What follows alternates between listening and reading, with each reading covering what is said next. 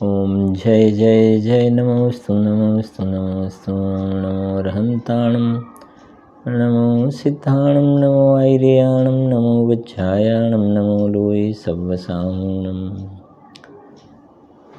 नमः समयसाराय स्वानुभूत्या चकासते चित्स्वभावाय भावाय सर्वभावान्तरच्छिदे वन्दे तु सर्वसिद्धेधुवमचलमनोवमं गतिं पत्ते गच्छामि समयपाहुः केवलीभृतं निस्वरूप को परम रस जामे भरो अपार वंदो परमानंदमय समय सारय विकार।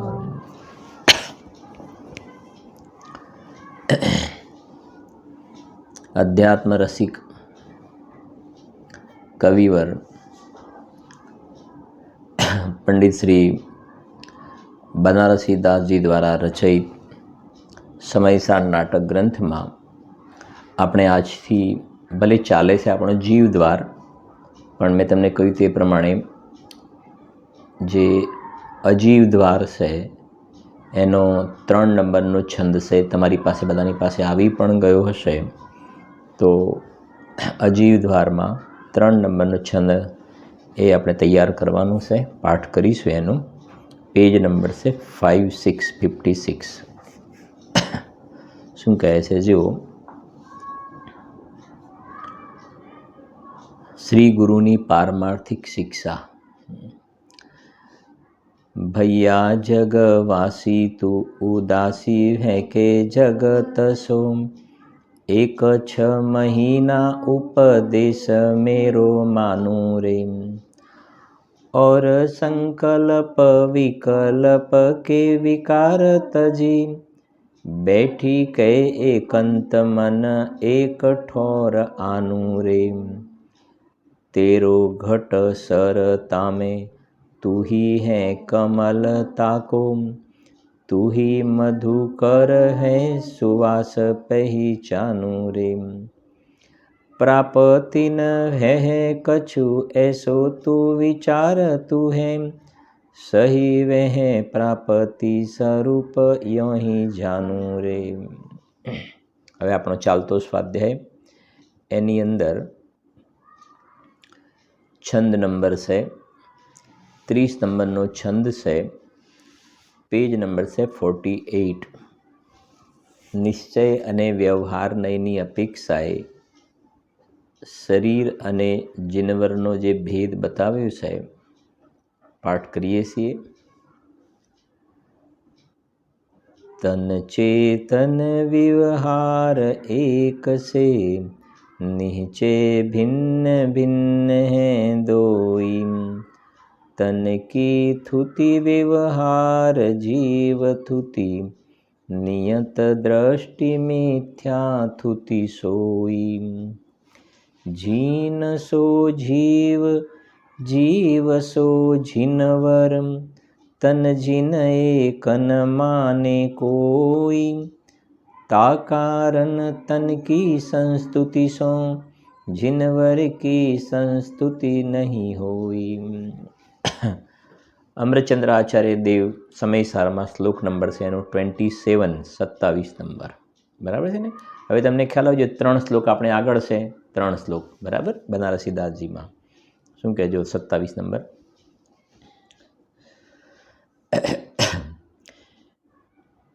एकत्वं व्यवहारतो न तु पुनः, कायात्मनो निश्चयानुस्तोत्रं व्यवहारतोऽस्ति वपुषः, स्तुत्यान तत्त्वतः, स्तोत्रं निश्चयतश्चितो भवति चेत्, स्तुत्येव सेवं भवेत्तस्थितङ्करस्तवतोत्तरबलाद् एकत्व आत्माङ्गयो. બહુ સુંદર છે. આ સ્તુતિવાળું પ્રકરણ ચાલી રહ્યું છે. શું કહે છે અહીંયા જોઈએ. પહેલી 2 લાઈન છે.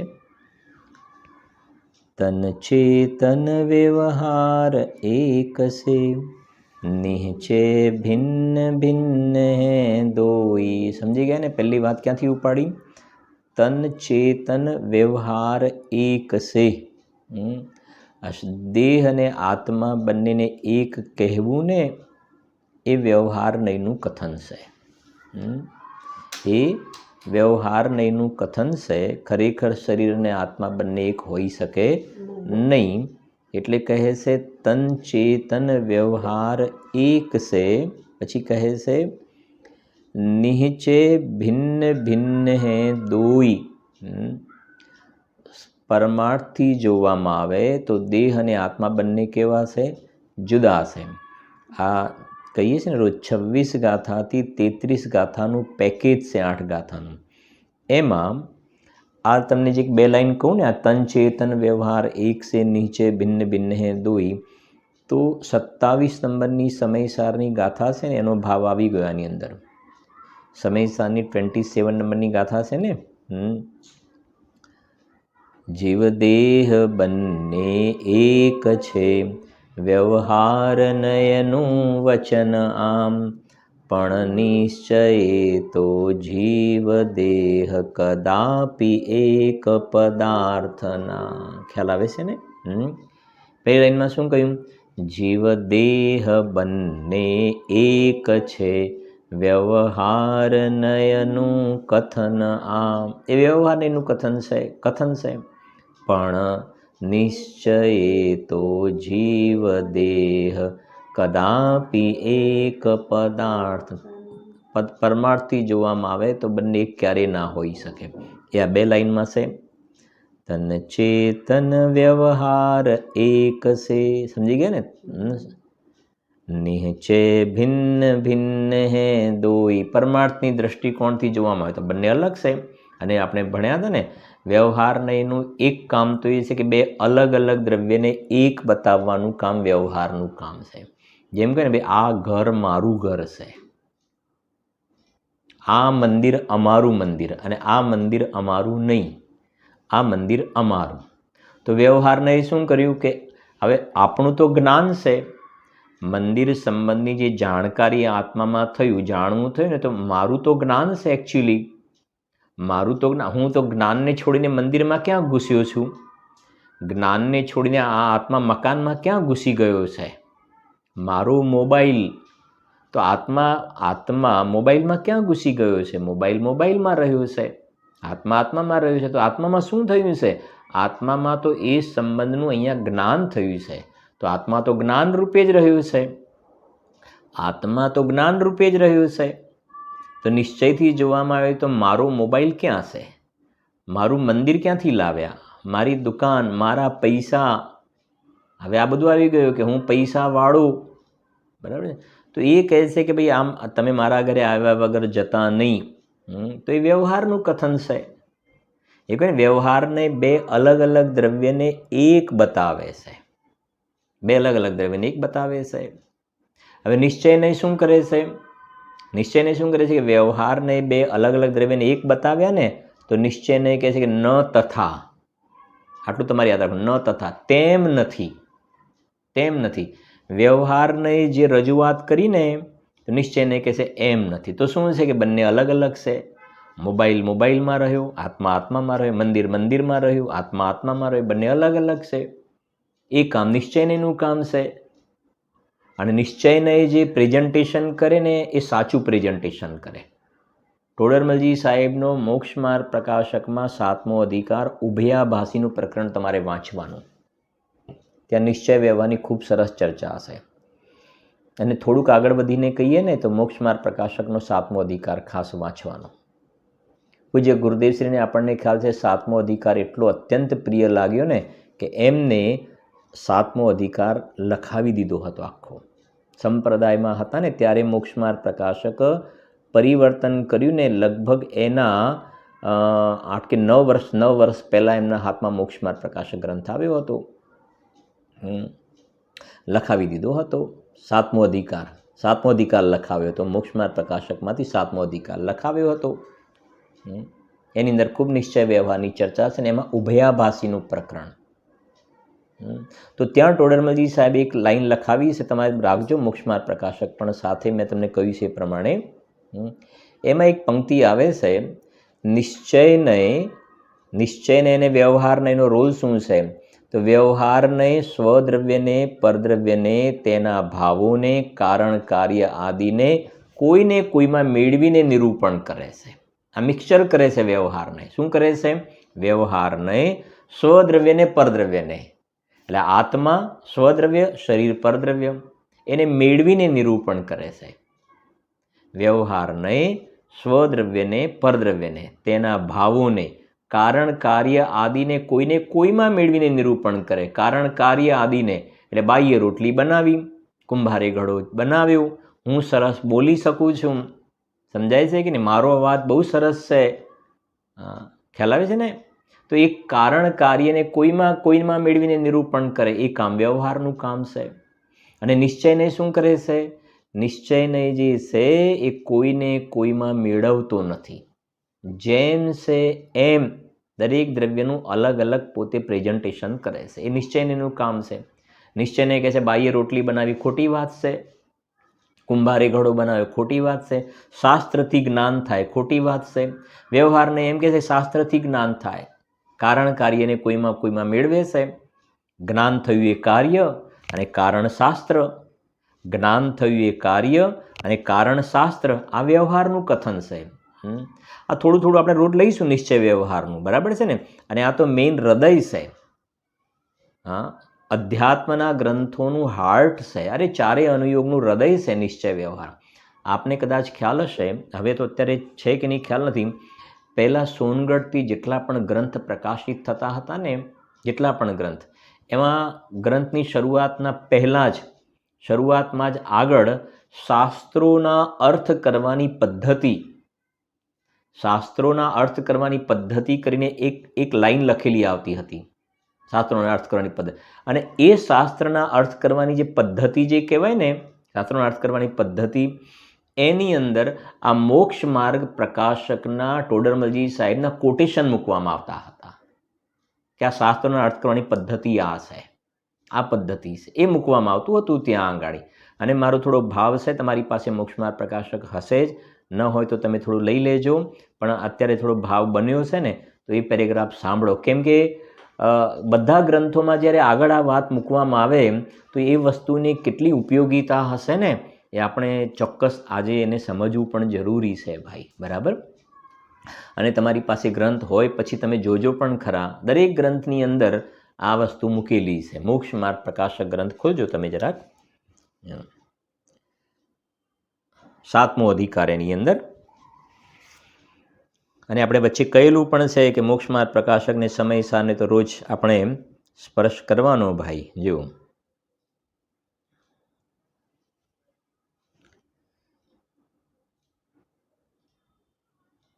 એની અંદર છે તમારે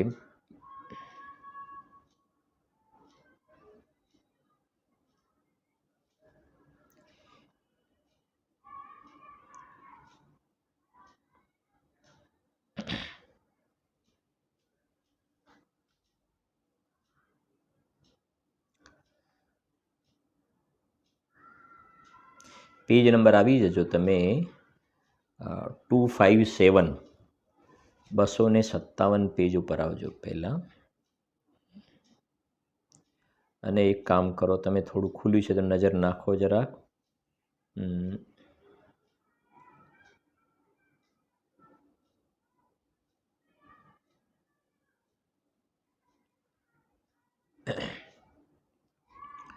પેજ નંબર છે 255, ખોલો જરાક. હું વાંચીશ, બધું વધારે ડિટેલ ખુલાસો નહીં કરું, પણ તમને એક થોડોક હવે વિશેષ ગુરુદેવશ્રીના પ્રવચન પણ છે મોક્ષ માર્ગ પ્રકાશ ઉપર. ગુરુદેવશ્રીના પ્રવચનો પણ છે, એ આપણને ઉપલબ્ધ પણ છે એના ગુરુદેવશ્રીના પ્રવચન. તમે વાંચજો એને. જો 255 પેજ ઉપર છે. ત્યાં લખ્યું છે, મોટો પેરેગ્રાફ છે,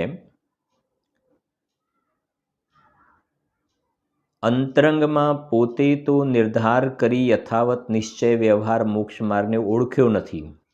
નિશ્ચય વ્યવહાર શબ્દ આવ્યો ને, પણ જીન આજ્ઞામાંની નિશ્ચય વ્યવહાર રૂપ 2 પ્રકારનો મોક્ષ માર્ગ માને છે. હવે મોક્ષ માર્ગ તો 2 નથી, પણ મોક્ષ માર્ગનું નિરૂપણ 2 પ્રકારથી છે, એટલે પ્રેઝન્ટેશન 2 રીતે થાય છે. જ્યાં સાચા મોક્ષ માર્ગને નિરૂપણ કર્યો તે નિશ્ચય મોક્ષ માર્ગ, તથા જ્યાં મોક્ષ માર્ગ તો નથી પરંતુ મોક્ષ માર્ગનું નિમિત્ત છે અથવા સહચારી છે, તેને ઉપચારથી મોક્ષ માર્ગ કહીએ તે વ્યવહાર મોક્ષ માર્ગ છે. કારણ કે નિશ્ચય વ્યવહારનું સર્વત્ર એવું જ લક્ષણ છે. હવે જો નિશ્ચય વ્યવહારનું લક્ષણ બતાવ્યું છે, શું કહે સાંભળજો. સાચું નિરૂપણ તે નિશ્ચય, માટીના ઘડાને માટીનો કહેવો તે સાચું નિરૂપણ. આપણે આવશે અજીવ અધિકારમાં બધી ચર્ચા, હજુ તો અત્યારે આપણે થોડું લઈ લઈએ છીએ મોટું. સાચું નિરૂપણ તે નિશ્ચય તથા ઉપચાર નિરૂપણ તે વ્યવહાર. આ લાઈન તમારી નોટમાં લખી દેવાની તમારે. સાચું નિરૂપણ તે નિશ્ચય અને ઉપચાર નિરૂપણ તે વ્યવહાર. માટીના ઘડાને માટીનો કહેવો તે નિશ્ચય, બરાબર છે કે નહીં? અને એમાં ઘી ભરેલું હોય ને તો ઘીનો ઘડો કહેવો એ વ્યવહાર. માટીના ઘડાને માટીનો કહો એ નિશ્ચય, અને એમાં ઘી ભરેલું હોય ને તો વ્યવહારથી એને શેનો ઘડો કહેવાય? કે ઘીનો ઘડો કહેવાય. ઘડો ઘીનો થોડો હોય કોઈ દિવસે, ઘડો તો માટીનો હશે. હવે સમજાય છે ને થોડું તો? જોઈશું આપણે, બધી સરસ વાતો આવે છે આગળ, એક બહુ સરસ છે. જો માટે નિરૂપણની અપેક્ષાએ 2 પ્રકારથી મોક્ષ માર્ગ જાણવો, પણ એક નિશ્ચય મોક્ષ માર્ગ છે તથા એક વ્યવહાર મોક્ષ માર્ગ છે. એમ 2 મોક્ષ માર્ગ માનવા તે મિથ્યા છે, ખોટું છે. બરાબર. હવે એ બધામાં આપણે આટલે સુધી જઈએ છીએ. હવે આગળ આવીએ જરાક. જો એમાં નીચે આવજો. નીચે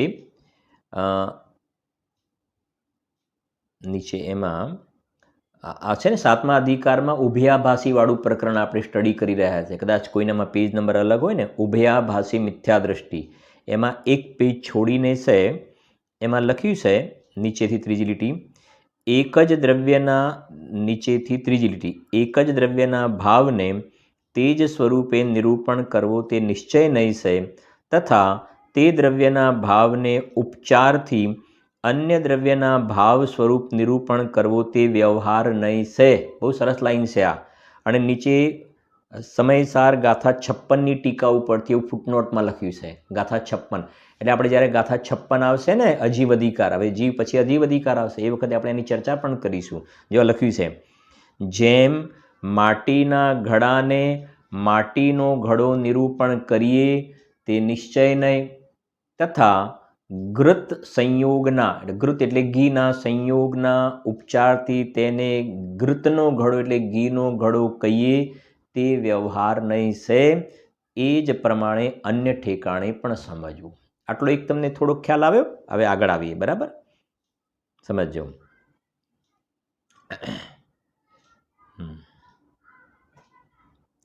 એમાં હવે એકદમ નીચે આવી જજો. પ્રશ્ન છે, તો શું કરીએ? તો એનું સમાધાન છે, નિશ્ચય નહીં વડે જે નિરૂપણ કર્યું હોય, આ બધી ક્રીમ લાઈનો છે, નિશ્ચય નહીં વડે જે નિરૂપણ કર્યું હોય તેને તો સત્યાર્થ માની તેનું શ્રદ્ધાન અંગીકાર કરવું. આત્માને જ્ઞાન દર્શનવાળો કહ્યો, આત્માને જ્ઞાનવાળો કહ્યું એ તો બરાબર છે, પણ આત્માને જીવને પંચેન્દ્રિય જીવ કહેવો એ વ્યવહારનું કથન થઈ ગયું. એ કહેજો. તથા વ્યવહાર નહીં વડે જે નિરૂપણ કર્યું હોય તેને અસત્યાર્થ માની તેનું શ્રદ્ધાન છોડવું. બરાબર, કોઈ વખતે એનો ડિટેલમાં અર્થ કરીશું, પછી જોઈશું આપણે 56 ગાથા વગેરે આવશે એ વખતે, પણ આ તમને એક મોટો આઈડિયા આવે. હવે એની અંદર થોડાક આગળ વધજો. એક તમે જોશો ને, એક સઠ પાહુડની ગાથા આપી છે, કૌંસમાં મોક્ષ પાહુડ એવું લખ્યું છે. આ બધાના પેજ અલગ હોય એટલે હું તમારું આ રીતે થોડુંક બતાવું છું. એ મોક્ષ પાહુડ જે કૌંસમાં લખ્યું છે 31 ગાથા, એમાં એ ગાથા પછીની 3 લાઈન છોડીને છે આ વાત, સાંભળજો. વ્યવહાર નહીંનો રોલ સમજજો, જે મેં હમણાં પહેલાં બોલ્યો ને, વ્યવહાર નહીં, સ્વદ્રવ્ય પરદ્રવ્યને, વા તેના ભાવોને, વા કારણ કાર્ય આદિને કોઈના કોઈમાં મેળવી નિરૂપણ કરે છે. માટે એવા જ શ્રદ્ધાંથી મિથ્યાત્વ છે. સમજી ગયા ને? વ્યવહારને એમ જ કહે છે કે હું મનુષ્ય છું. આપણે અત્યારે કઈ ગતિમાં? કે મનુષ્ય ગતિમાં. આ વ્યવહારનું કથન છે, પણ આ વ્યવહારથી કહેવાય. પણ જો તમે એમ માનો તો મિથ્યાત્વ. રોટલી કોની બનાવી? રોટલી કોને બનાવી? કે આ બહેને બનાવી. ઘરમાં 3 વહુઓ હોય તો રોટલી કોને બનાવી? આને બનાવી, આને બનાવી, કે આને બનાવી. સમજાય છે કે કોઈનું નામ દેવામાં આવે એ વ્યવહારથી કહેવાય. પણ જો તમે માનો કે આને રોટલી બનાવી એવું શ્રદ્ધામાં માનો તો મિથ્યાત્વ. આ ખાસ સમજવાનું છે. વ્યવહારથી એમ કહેવાય કે હું મનુષ્ય છું, પણ તમે માનો કે હું મનુષ્ય છું તો મિથ્યાત્વ. તો નિશ્ચયથી હું શું છું? નિશ્ચયથી હું પરમાત્મા છું. માંગલિક ગુરુદેવનું નિશ્ચયથી હું પરમાત્મા છું, વ્યવહારથી હું મનુષ્ય છું. હા, પણ હવે વ્યવહારે જે પ્રેઝન્ટેશન કર્યું એમ તમે માનો તો મિથ્યા દ્રષ્ટિ. કેમ કે વ્યવહારને મિક્સ કરીને કથન કરે છે. હા, એકબીજાને મેળવીને ભેળસેળ કરી નાખે છે. અને નિશ્ચયને ભેદ જ્ઞાન કરવાની વાત છે ત્યાં આગળ.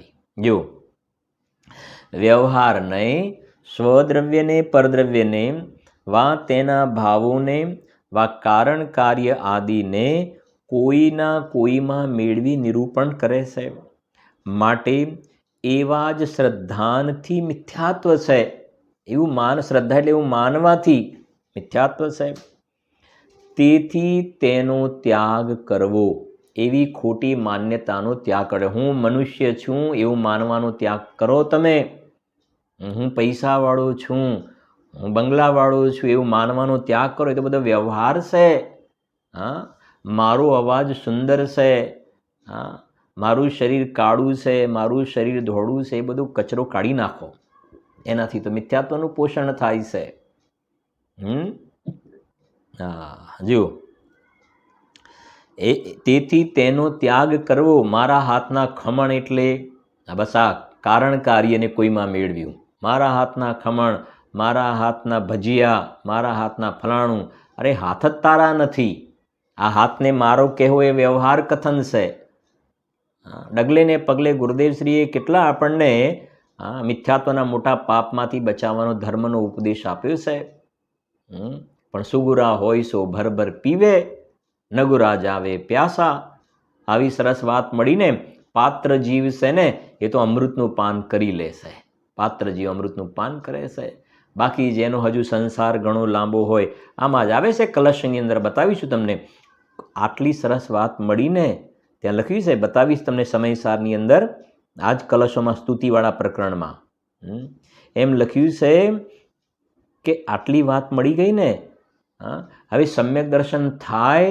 શરીર અને આત્મા જુદા છે, રાગ અને આત્મા જુદા છે. આવી સર્વોત્કૃષ્ટ વાત મળી ગઈ ને, સમ્યક દર્શન થાય એમાં આશ્ચર્યની કોઈ જ વાત નથી. એમ લખ્યું છે, કોઈ દીર્ઘ સંસારી હોય તો વાત અલગ છે. આવું લખ્યું છે પંડિત શ્રી જયચંદજી સાહેબે. જેનો સંસાર હજુ ખૂબ લાંબુ રખડવાનું લખ્યું હોય ને, એને આ સમયસાર ના બેસે તો વાત અલગ છે.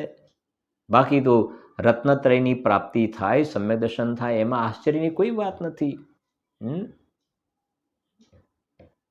જો સાંભળજો, બહુ સરસ છે આ પ્રકરણો બધા. વ્યવહારને, સ્વદ્રવ્યને, પરદ્રવ્યને, વા તેના ભાવોને, વા કારણ કાર્ય આદિને કોઈને કોઈમાં મેળવીને નિરૂપણ કરે છે. માટે એવા જ શ્રદ્ધાંથી મિથ્યાત્વ છે. તેથી તેનો ત્યાગ કરવો. વળી સાંભળજો, નિશ્ચયને તેને જ યથાવત નિરૂપણ કરે છે. યથાવત એટલે જેમ છે એમ. આત્માનો મારો મોબાઈલ બિલકુલ 100% ખોટી વાત છે. વળી નિશ્ચયને તેને યથાવત નિરૂપણ કરે છે. તથા કોઈને કોઈમાં મેળવતો નથી. તેથી એવા જ શ્રદ્ધાંથી સમ્યક્ત્વ થાય છે. લો, મૂળ તો સમ્યક દર્શનની વાત છે ને. તમે વ્યવહારને જે સ્ટેટમેન્ટ આપ્યું ને એ પ્રમાણે માનશો ને, સમજજો ફરીથી, વ્યવહારને જે સ્ટેટમેન્ટ આપ્યું એ પ્રમાણે તો તમે માનશો તો મિથ્યા દ્રષ્ટિ, અને નિશ્ચયને જે સ્ટેટમેન્ટ આપે છે ને એ પ્રમાણે તમે માનશો તો તમે સમ્યક દ્રષ્ટિ. નિશ્ચય નહીં કહે છે હું પરમાત્મા છું, તમે એમ માનો તો સમ્યક દ્રષ્ટિ, અને વ્યવહાર નહીં કહે છે કે હું મનુષ્ય છું, હું યુવાન છું, હું વૃદ્ધ છું, હું બાળક છું, હું પુરુષ છું, હું સ્ત્રી છું, તમે એમ માનો છો ને, એમ માનો છો તો કહે છે મિથ્યા દ્રષ્ટિ છો. હવે નક્કી કરો, તમારે ડિસાઈડ કરવાનું છે. શ્રી ગુરુ કહે છે તમે ડિસાઈડ કરો તમારે સમ્યક દ્રષ્ટિ રહેવું છે કે મિથ્યા દ્રષ્ટિ રહેવું છે. તો આપણને એક પ્રશ્ન એ પણ થાય કે જો વ્યવહાર જે છે આ બધું મેળવીને નિરૂપણ કરે છે ને, અને એવું માનવાથી જો મિથ્યાત્વ થાય છે ને, તો પછી શાસ્ત્રમાં આ બધા વ્યવહારના કથન શું કામ લખ્યા? આવું પણ એક પ્રશ્ન ઊભો થવો જોઈએ ને. શાસ્ત્રમાં આવા વ્યવહારના કથન શું કામ લખ્યા પછી? એવું માનવાથી તો મિથ્યાત્વ થાય છે. વાત એવી છે જે કહે ને વ્યવહારથી વ્યવહાર સત્યાર્થ છે. આ બધું લખવાનું તમારે. વ્યવહારથી વ્યવહાર સાચો છે, નિશ્ચયથી વ્યવહાર ખોટો છે, નિશ્ચયની અપેક્ષાએ વ્યવહાર ખોટો છે. સમજાય છે કે નહીં? તમે દ્રષ્ટાંત સાંભળી પણ છે, હું ઘણી વખત આપું છું પણ ખરું.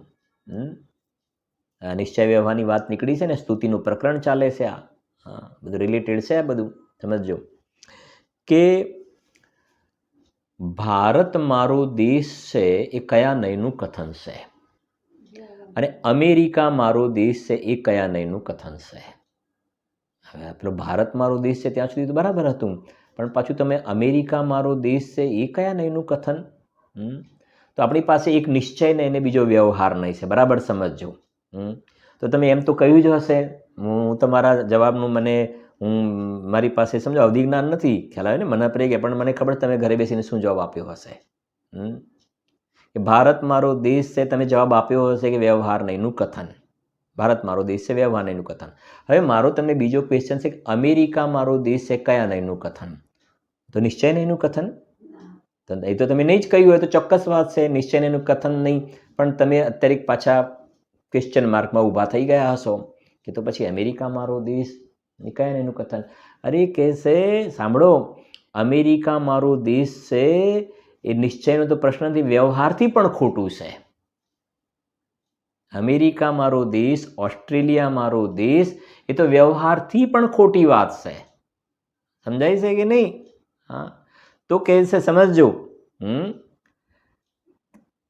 ભારત મારો દેશ છે એ વ્યવહારથી સત્યાર્થ, સમજજો, વ્યવહારથી સાચું, નિશ્ચયથી જોવામાં આવે તો ભારત મારો દેશ છે નિશ્ચયની અપેક્ષાએ એ અસત્યાર્થ છે.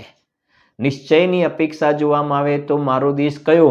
કે આ અંદરમાં ભગવાન આત્મા અસંખ્ય પ્રદેશમાં રહેલો છે ને, હું પરમાત્મા, એ મારો દેશ છે. તો નિશ્ચયથી તો હું મારા પ્રદેશોમાં રહ્યો છું, અને વ્યવહારથી એમ કહેવાય કે હું ઇન્ડિયન છું, ભારતમાં રહું છું. તો લોક વ્યવહાર તમારે નિભાવવાનો છે ને. લોકમાં છીએ તો લોક વ્યવહાર, ક્યાંક કોલેજમાં એડમિશન લેવાનું, સ્કૂલમાં, મ્યુનિસિપાલિટીમાં કોઈ ફોર્મ ભરવાનું હોય, ક્યાંક આપણી આઈડેન્ટિટી આપવાની હોય ને, તો તમારે કંઈક વ્યવહાર, સમજો, વ્યવહાર ભાષામાં લોક વ્યવહારનો પ્રયોગ કરવાનો છે. ભાષામાં લોક વ્યવહારનો પ્રયોગ બરાબર સમજો કે ભાઈ હું ભારતમાં, પછી સ્ટેટ તો ગુજરાત, ખ્યાલ, નેશનાલિટી ઇન્ડિયન, સ્ટેટ ગુજરાત, પછી સિટી અહેમદાબાદ લખીશું ને એ પ્રમાણે ત્યાં આગળ ફોર્મ ભરીને આપીશું. ઓકે, બરાબર બરાબર બરાબર બરાબર છે. આ લોક વ્યવહારની વાત થઈ. અને આ જે વ્યવહાર જે છે ને એ વ્યવહારથી વ્યવહાર બરાબર છે. હવે આગળનું સ્ટેપ સમજજો.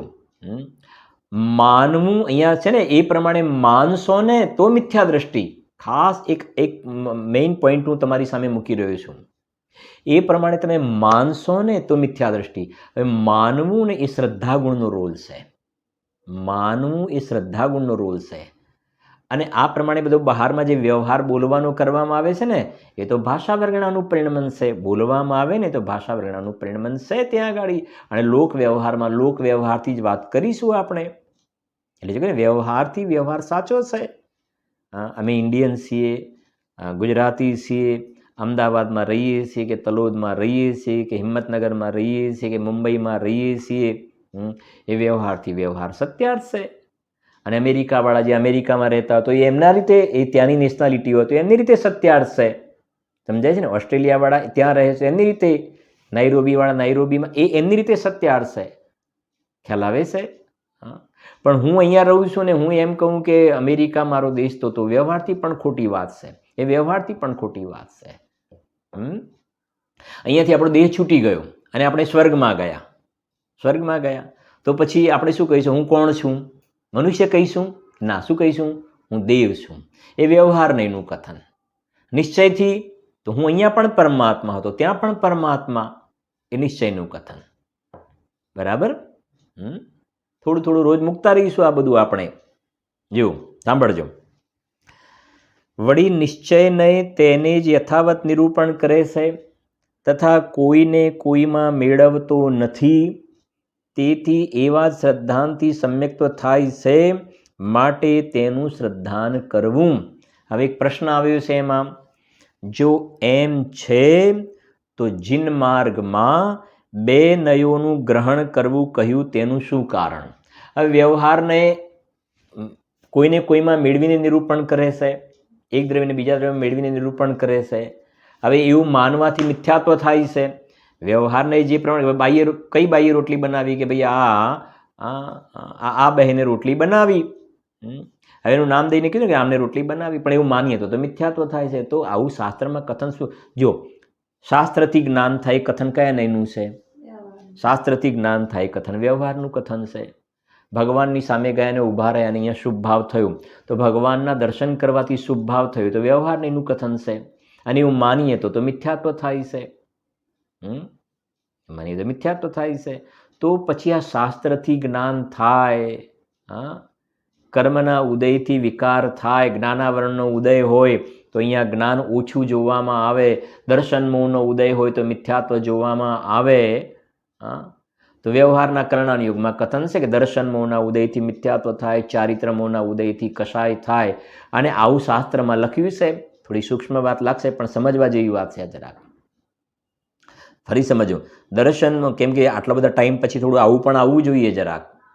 દર્શન મોહના ઉદયથી અહીંયા મિથ્યાત્વના પરિણામ, ચારિત્ર મોહનો ઉદય તો કશાયના પરિણામ. હવે કરણાન યુગમાં આવી લેંગ્વેજ છે. હવે એ કહે છે આ વ્યવહારનું કથન એ મેળવીને નિરૂપણ કર્યું. મેળવીને શું મેળવીને નિરૂપણ કર્યું? દર્શન મોહના ઉદયથી મિથ્યાત્વ થાય. તો દર્શન મોહનો ઉદય એ તો પૂદગલ કર્મ છે, જડ કર્મ છે, દ્રવ્ય કર્મ છે. અને અહીંયા મિથ્યાત્વ થયું તો ભાવ કર્મ છે. ન્યાય પકડાય છે ને? આપણે એમ તો ખ્યાલ છે દ્રવ્ય કર્મ, ભાવ કર્મ, નો કર્મ, દ્રવ્ય કર્મ, ભાવ કર્મ, નો કર્મ, એ તો આપણને માળા આવડી ગઈ છે. આપણને દ્રવ્ય કર્મ, ભાવ કર્મ, નો કર્મ. પણ દ્રવ્ય કર્મ શું, ભાવ કર્મ શું, નો કર્મ શું? તો સમજો. 8 કર્મ છે ને જ્ઞાનાવરણાદિ, એ દ્રવ્ય કર્મ. તો સમજો ફરીથી, દર્શન મોહનો આ બાજુ ઉદય છે, અહીંયા જીવને અહીંયા મિથ્યાત્વના પરિણામ, ખોટી માન્યતા. તો આ તો જીવના ભાવ છે, ઊંધી માન્યતા તો જીવનો ભાવ છે. અને આ બાજુ દર્શન મોહનો ઉદય છે. તો આપણે જે ભણે ને વ્યવહારને કોઈને કોઈમાં મેળવીને નિરૂપણ કરે છે, કોઈને કોઈ ભાવમાં મેળવીને નિરૂપણ કરે છે. તો અહીંયા જે મિથ્યાત્વનો ભાવ થયો ને તો એ શું કહે છે? દર્શન મોહના ઉદયથી મિથ્યાત્વ થયું. ન્યાય પકડાય છે? દર્શન મોહના ઉદયથી મિથ્યાત્વ થયું અને પછી ચારિત્ર મોહના ઉદયથી કશાય થયું. તો ચારિત્ર મોહ તો દ્રવ્ય કર્મ છે અને અહીંયા કશાય જે થયો ને તો જીવનો વિકારી પરિણામ છે. બે અલગ અલગ દ્રવ્યને એના ભાવોને મેળવીને નિરૂપણ વ્યવહાર નહીં કરે છે. અને જો હવે સમજો, જો તમે આવું માનશો તો શું થશે? આવું માનશો તો શું થશે? મિથ્યાત્વ. અને આ તો બહુ ખૂબ ચર્ચાઓ ચાલી. થોડો બધાને અભ્યાસી છો ખ્યાલ પણ હશે. આ તો ચર્ચા ગુરુદેવ સંપ્રદાયમાં હતા ત્યારથી ચર્ચાઓ ચાલી. ગુરુદેવ કે પછી અહીંયા દિગંબરમાં આવે ત્યારે આ ઝઘડા ચાલ્યા કે કર્મના ઉદયને લઈને જો તમે વિકાર નહીં માનો તો વિકાર જીવનો સ્વભાવ થઈ જશે. શું કહ્યું? કર્મનો ઉદય આવ્યો ને અહીંયા વિકાર થયો તો જો કર્મના ઉદયને લઈને એ વિકાર નહીં માનો તો વિકાર જીવનો સ્વભાવ થઈ જશે. કેમ કે આ તો સ્પષ્ટ વાત છે કે ભાઈ આ કર્મના ઉદયને લઈને વિકાર થયો, બિલકુલ ખોટી વાત છે. કેમ કે વ્યવહાર નહીંનું કથન છે, નિશ્ચયને યથાવત નિરૂપણ કરે છે. નિશ્ચય નહીં કહે છે કે નહીં આ વિકાર થયો છે ને વિકાર થયો છે કર્મના ઉદયને લઈને નથી થયો. વિકાર અહીંયા પર્યાયમાં થયો છે એ કહે છે કે પોતાના નબળાઈના કારણે, ઊંધી માન્યતાના કારણે પર્યાયમાં પોતાના ષટકારકથી વિકાર થયો છે. એ મિથ્યાત્વના પરિણામ પોતાથી થયા છે. વિભાવ રૂપે પરિણમવું એ પણ જીવનો પર્યાયનો વિભાવરૂપ સ્વભાવ છે. આ ગુરુદેવે કહ્યું, ફરીથી કહું છું. ઈશ્રીમાં ચર્ચા ચાલી, મોટી આ ચર્ચા ચાલી, ક્રમબદ્ધની અને ગુરુદેવે કહ્યું પછી આ બે વાત ન બેઠી. ચર્ચા ચાલી ને તો ગુરુદેવ કહ્યું કે આ બે વાત ના બેસી. કઈ? ક્રમબદ્ધની વાત. ક્રમબદ્ધમાં એમ તો માન્યું કે એક પછી એક પર્યાય થાય, પણ આના પછી આ જ થાય એ વાત ન બેઠી. પણ વાસ્તવમાં તો છે એવું કે એક પછી એક થાય તો બરાબર, પણ આના પછી આ જ એનું નામ છે ક્રમબદ્ધ. સોમવાર પછી મંગળવાર જ આવે, પછી બુધવાર જ આવે, એનું નામ છે ક્રમબદ્ધ. ગમે તેવો વાર આવી જાય એવું નહીં. ઓક્ટોબર પછી નવેમ્બર જ આવે, એનું નામ છે ક્રમબદ્ધ. ત્યારે ગુરુદેવે કહ્યું કે એક તો આ વાત ન બેઠી, અને બીજી કઈ વાત કે જ્યારે અમે એમ કહ્યું કે આ પર્યાયમાં જે વિકાર થાય છે ને, વિકાર એ અશુદ્ધ નિશ્ચય નહીંથી જીવ જ એનો કરતા છે, એનો ભોગતા છે. કર્મના ઉદયને લઈને વિકાર નથી થતો. ત્યારે અપર પક્ષથી એમ કહ્યું કે જો તમે કર્મના ઉદયને લઈને વિકાર નહીં માનો ને અહીંયા, તો આ વિકાર જીવનો સ્વભાવ થઈ જશે, સ્વભાવ. ત્યારે ગુરુદેવે જવાબ આપ્યો કે હા, વિકાર રૂપે પરિણમવું એ પણ જીવનો, વિભાવ રૂપે પરિણમવું એ પણ જીવનો પર્યાયનો સ્વભાવ છે. એ પર્યાયનો નેચર છે, વિભાવ રૂપે પરિણમે. ન્યાય સમજો, આ વિકાર રૂપે પરિણમવા માટે પણ જીવ સ્વતંત્ર છે. જો વિકાર રૂપે પરિણમવા માટે સ્વતંત્ર નહીં હોય અને કર્મના ઉદયના કારણે વિકાર માનશો ને, તો વિકારને મટાડીને તમારે વિતરાગતા પ્રગટ કરવી હશે ને, તો કર્મની કૃપા થશે, ત્યારે વિતરાગતા થશે. પછી કર્મની રાહ જોવી પડશે, પછી કર્મ દહન વિધાન સમજાય છે ને. કર્મની કૃપા થાય ત્યારે અમારી પર્યાયમાં વિતરાગતા થાય. એ તો પરાધીનતા થઈ ગઈ ને. પણ અહીંયા એ બતાવવું છે, અને છે ને, કર્મ વિચારે કોણ, ભૂલ મેરી અધિકાઈ. કર્મ વિચારે કોણ, ભૂલ મેરી અધિકાઈ. કર્મ કોણ છે? ભૂલ મારી પોતાની છે. અગ્નિ સહે ઘનઘાત લોહ કી સંગતિ પાઈ. કર્મ વિચારે કોણ. કર્મ શું મને વિકાર કરાવે? હું વિકાર રૂપે સ્વયં મારા કારણે, મારા અજ્ઞાનના કારણે હું વિકાર રૂપે પરિણમ્યો છું. તો વિકાર રૂપે પરિણમવું એ પણ મારો પર્યાયનો શું છે? વિભાવ રૂપે પરિણમવું એ મારો સ્વભાવ છે. સમજાય છે કે નહીં? આ એ કહે છે અહીંયા ગાડી.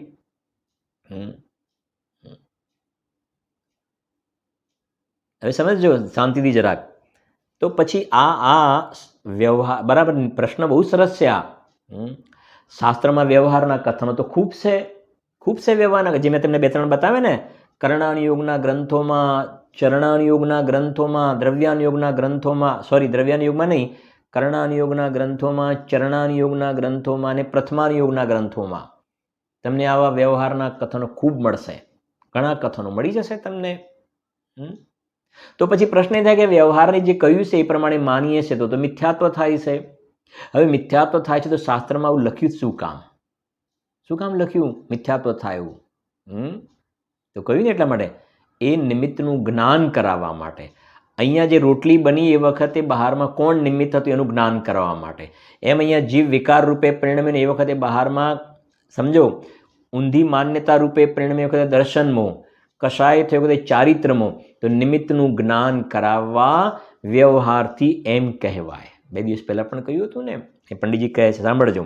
પ્રશ્ન છે, જો એમ છે તો જીન માર્ગમાં બંને નયોનું ગ્રહણ કરવું કહ્યું, તેનું શું કારણ? બંને નયોને ગ્રહણ કરવાના કયા? એટલે અમારે વ્યવહારે સાચો માનો, નિશ્ચય સાચો માનો. આજે સ્તુતિની વાત ચાલે છે ને, શરીરના ગુણોના આધારે સ્તુતિ કરવામાં આવી એ સાચી, અને એમના આત્માના ગુણોના આધારે કરવામાં આવી એ સ્તુતિ સાચી. બંને સાચી રાખો ને. સમાધાન સાંભળજો. ઉત્તર, જીન માર્ગમાં કોઈ ઠેકાણે તો નિશ્ચય નયની મુખ્યતા સહિત વ્યાખ્યાન છે, તેને તો સત્યાર્થ એમ જ છે એમ જાણવું, તથા કોઈ ઠેકાણે વ્યવહાર નયની મુખ્યતા સહિત વ્યાખ્યાન છે, તેને પછી આ કોમા ઇન્વર્ટેડમાં છે, એમ નથી. જો વ્યવહાર નયથી કથન કર્યું તો એમ નથી. હા, ઘીનો ઘડો ઘીમય નથી, માટીમય છે. શું બોલ્યો હું? ઘીનો ઘડો, એ કયા નયનું કથન? વ્યવહાર નયનું. એમ નથી. ઘીનો ઘડો તો એમ નથી.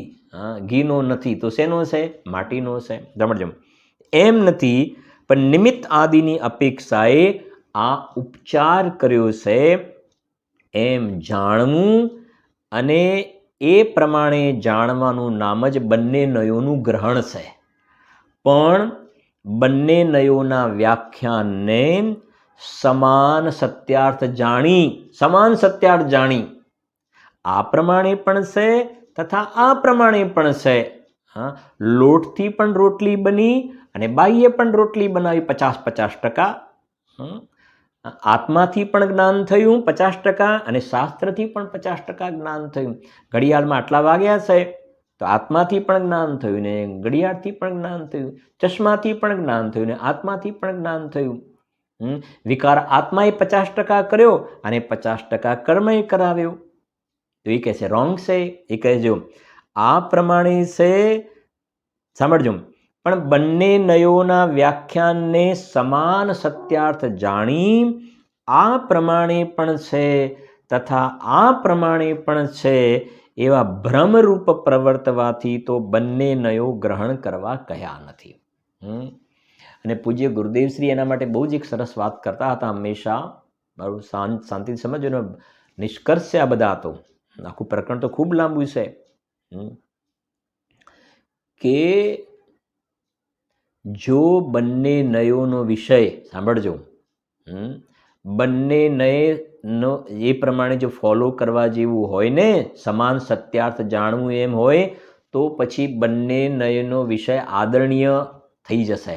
પણ એકને આદરણીય કહ્યો અને બીજાને આદર કરવા યોગ્ય ન કહ્યો. બંનેમાં ફરક થઈ ગયો ને ત્યાં આગળ. હા, જે શુદ્ધ નયનો વિષયભૂત ભગવાન આત્મા છે એ આદર કરવા યોગ્ય છે અને વ્યવહાર નયનો વિષય આદર કરવા યોગ્ય છે નહીં. જો બંને નયોનો વિષય આદર કરવા યોગ્ય હોય ને તો પછી બે નયોની જરૂર જ નથી. બે નયોની જરૂર નથી. બંને નયોનો વિષય આદરણીય હોય તો બે નયની શું જરૂર છે? હા, ગુરુદેવ ઘણા ખુલાસા કર્યા. બરાબર છે. આપણી પાસે 2-3 મિનિટ. આવો પાછા આપણા પ્રકરણ ઉપર. એટલે આ એક મેઇન હાર્ટ હતું ને એ તમને બતાવ્યું મેં. આપણે બાકી વાંચવાના ગુરુદેવના પ્રવચન વગેરે પણ સ્પેશિયલ ક્યારે કોઈ વખતે આવું ઉભયાભાસીનું પ્રકરણ લેવાનું થશે ને એ વખતે ચર્ચા કરીશું આપણે. અને અજીવ અધિકારમાં પણ લઈશું આપણે એને હજુ થોડુંક. જુઓ જરાક આવો શું કહે છે, સાંભળજો. આના પરથી વાત નીકળી ને આપણી. સાંભળજો. તન ચેતન વ્યવહાર એક સે. હવે ભાવ પકડાવવો જોઈએ તમને. નિહચે ભિન્ન ભિન્ન હે દોઈ. આના માટે આપણે આખું વ્યાખ્યાન આના માટે ગયું, આ 2 લાઈન માટે. 2 લાઈન સમજાવવા માટે પૂરું એનો આધાર લીધો આપણે. તન ચેતન વ્યવહાર એક સે. કેમ કે કોઈને લાગે તમે જુદે પાટે પર ચડી ગયા, વિષયાંતર થઈ ગયું, ખોટા ટ્રેક ઉપર. ખોટા ટ્રેક ઉપર નહીં, આ 2 લાઈનનો ભાવ તમારા હૃદયમાં ઉતરે એટલા માટે. હા, શું કહેવા માગે છે? તન ચેતન વ્યવહાર એક સે. એટલે સમજીએ ને, વ્યવહારને 2 દ્રવ્યને મેળવીને નિરૂપણ કરે છે. ઘીનો ઘડો એમ પંચેન્દ્રિય જીવ. આ એ થઈ ગયો ત્રસ જીવ, સ્થાવર જીવ. નિશ્ચય ભિન્ન ભિન્ન હે દોઈ. નિશ્ચયથી જોવામાં આવે તો જીવ થોડો પંચેન્દ્રિય હોય. હા, જીવ તો અતિન્દ્રિય છે. ત્રસ અને સ્થાવર થોડા જીવ હોય. હા, કરીશું ચર્ચા. તો બધા ખૂબ સરસ વિષય છે. સાંભળજો. તન ચેતન વ્યવહાર એક સે. નિશ્ચય ભિન્ન ભિન્ન હે દોઈ. હવે સાંભળજો. તન કી થુતિ વ્યવહાર જીવ થુતિ નિયત દ્રષ્ટિ મિથ્યા થુતિ સોઈ. સમજી ગયા ને? તન કી થુતિ વ્યવહારથી જીવ સ્તુતિ કહેવાય. વ્યવહારથી કહેવાય. નિયત દ્રષ્ટિ એટલે નિશ્ચયથી જોવામાં આવે. મિથ્યા સ્તુતિ સોઈ, જે પેલી વ્યવહાર સ્તુતિ કરીને એ વ્યવહારથી સાચી, પણ નિશ્ચયની અપેક્ષા શું છે? એ મિથ્યા સ્તુતિ. બરાબર? જોઈએ આગળ. હા, ઘીનો ગળો કયો ને એ વ્યવહારથી સાચો, પણ નિશ્ચયથી જોવામાં આવે તો ખોટો સાહેબ. આગળ, જીન સો જીવ, જીવ સો જીનવર, તન જીન એક ન માને કોઈ, તા કારણ તન કી સંસ્તુતિ સો, જીનવર કી સંસ્તુતિ નહીં હોય. કેમ કે આ નિશ્ચય સ્તુતિની વાત ચાલી રહી છે ને, કરીશું ચર્ચા આપણે નેક્સ્ટ વ્યાખ્યાનની અંદર. જીનવાણી સ્તુતિ. નિધિ નિજ મેં बताई,